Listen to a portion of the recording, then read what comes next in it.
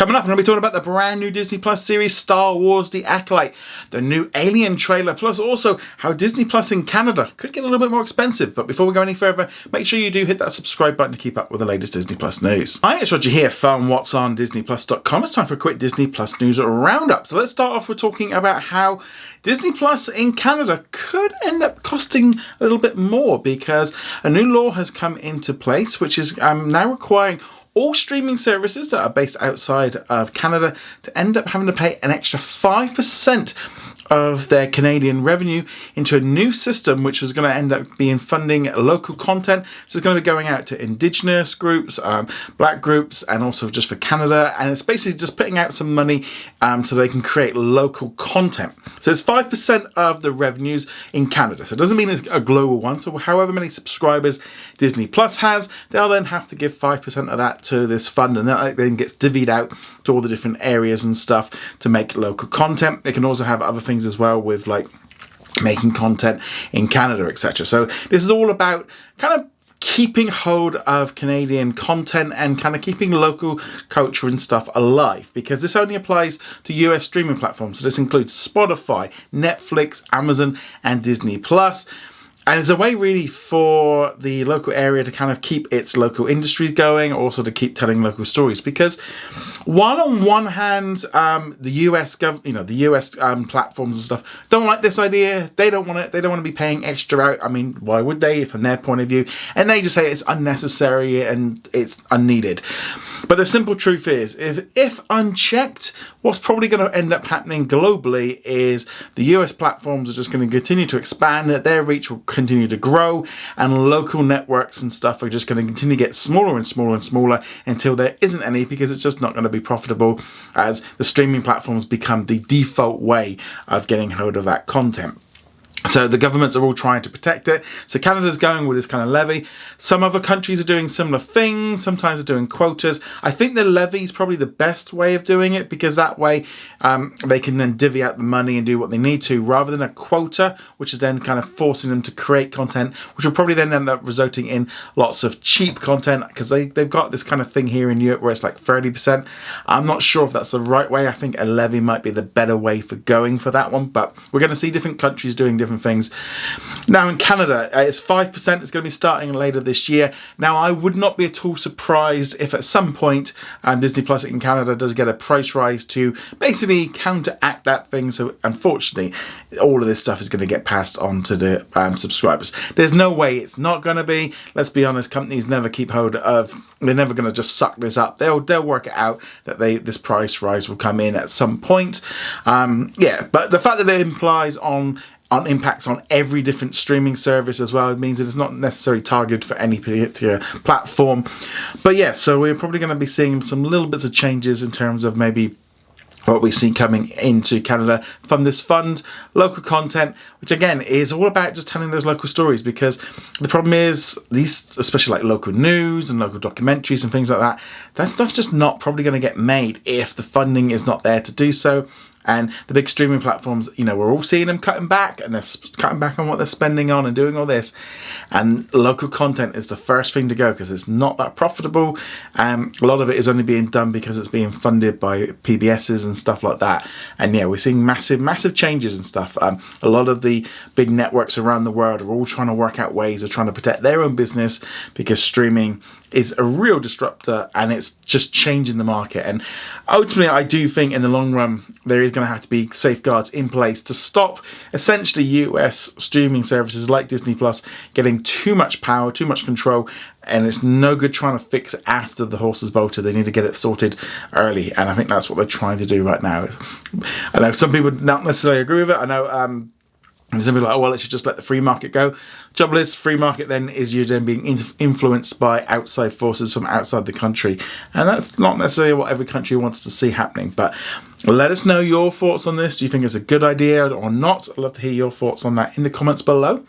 Shifting gears now, let's now talk about Alien Romulus, a brand new film that's going to be coming out in cinemas on August the 16th. So this one is the next installment in the Alien franchise. So this is its own separate story. It's disconnected from Ripley and all the rest. So I think it's kind of set before then.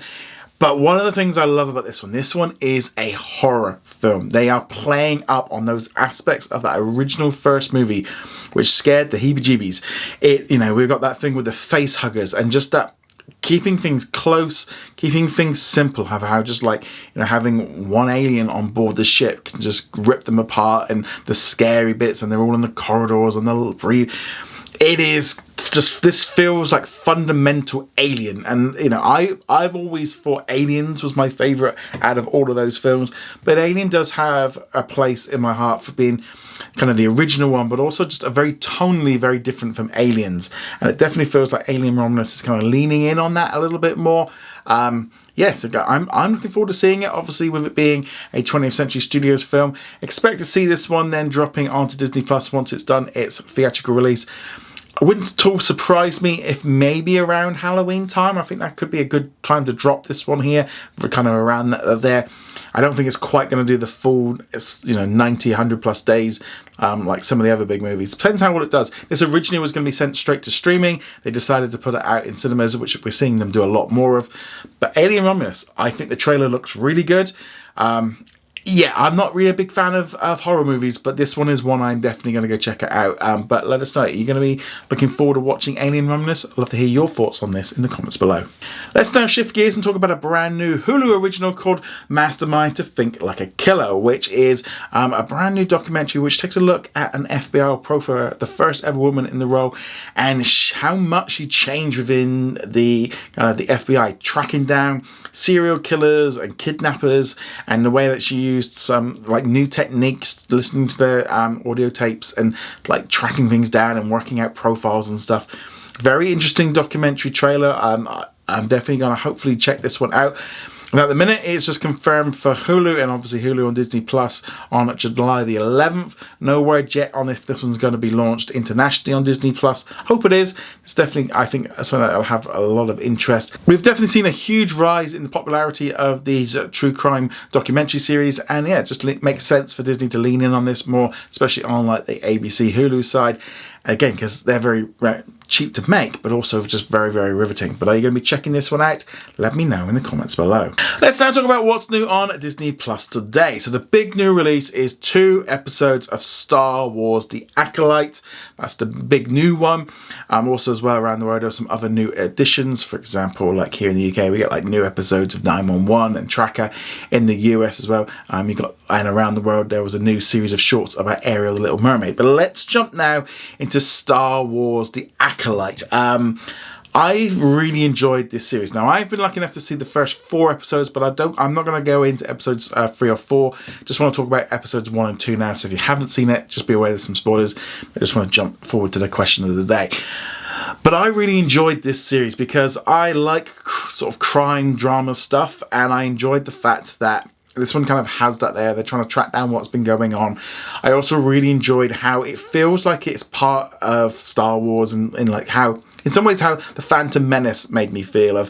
It felt new, it felt refreshing, but also it feels very similar. It feels like a Star Wars, and I like that about it. There's no Empire.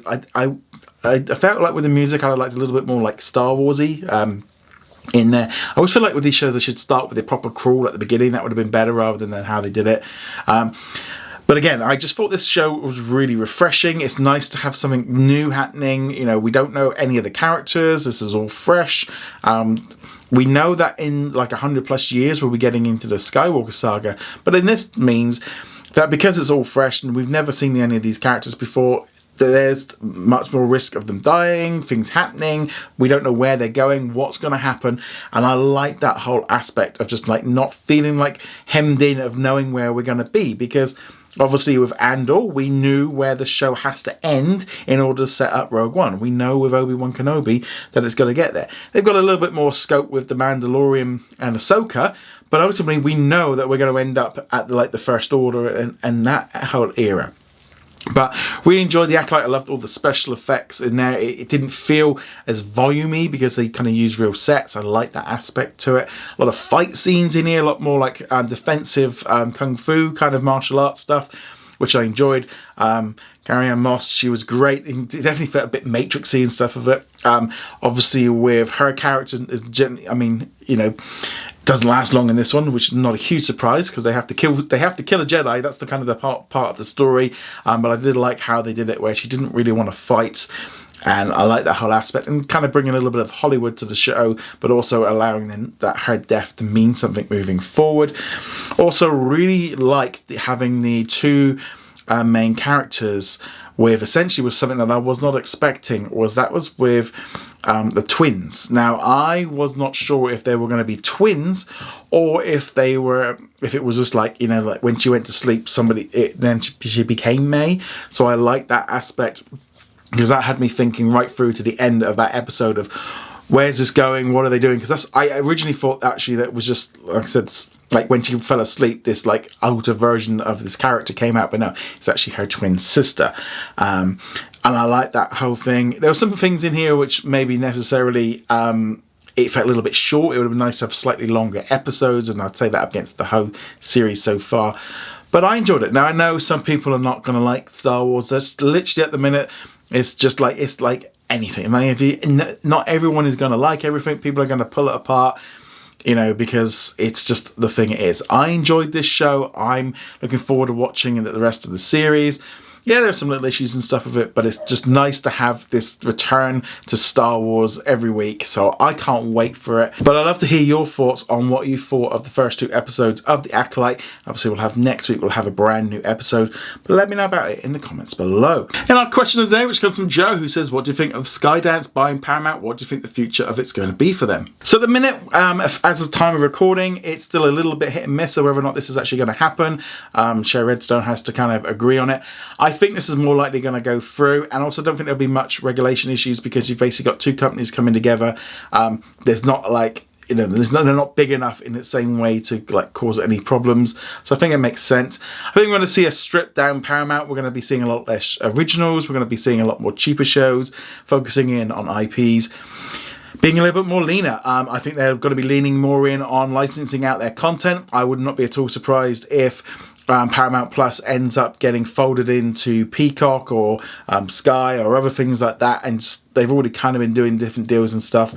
But yeah, I don't think Paramount Plus is long for the world. I don't think they can stay in that industry of being a streaming service as it is.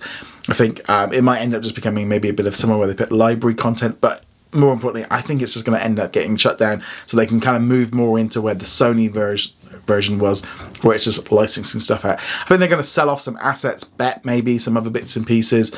But yeah, I think we're going to see a more streamlined Paramount. And I think in some ways that with Skydance coming in, there's going to be some redundancies and some changeovers and stuff there. But I think probably for the best, I think this probably makes a little bit more sense than Sony buying it, because I think that might have been an issue with that one. But I'd love to know your thoughts on this. Do you think it's a good thing? Do you not? Which one would you prefer to have seen? Skydance or Sony? Or just leave it as it is? I'd love to hear your thoughts on all this in the comments below. Go check us out over at what's on at disneyplus.com. Like, follow and subscribe, and I shall see you guys soon. Laters.